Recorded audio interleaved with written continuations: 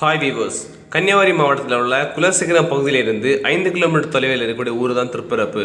இந்த ஊரில் தான் இந்த அருவி ஓடிக்கிட்டு இருக்கு. இந்த அருவியோட பேர் பார்த்தீங்கன்னா குமரி குற்றாலம்னு சொல்லுவாங்க. இந்த அருவி பார்த்தீங்கன்னா கோதையார் வழியாக தான் வந்துட்டு இருக்கு. இந்த அருவியோட பக்கத்தில் ஒரு சிவன் கோயில் இருக்கு. இந்த சிவன் கோயிலை பாண்டிய மன்னர்கள் தான் கட்டினா சொல்லப்படுது. எப்படி சொல்றாங்கன்னு பார்த்தீங்கன்னா 9ஆம் நூற்றாண்டு உள்ள கல்வெட்டு ஒன்று சொல்லுதாம். இந்த கன்னியாகுமரி மாவட்டத்தில் பார்த்தீங்கன்னா முக்கியமான சுற்றுலா தலங்களில் ஒன்றாக இருக்கக்கூடிய இடம் தான் இந்த திருப்பரப்பு. திருப்பரப்பு அணை கோதையா திட்டத்தின் கீழே 1951 பார்த்தீங்கன்னா திருப்பரப்பில் ஒரு அணை ஒன்று கட்டினாங்களாம்.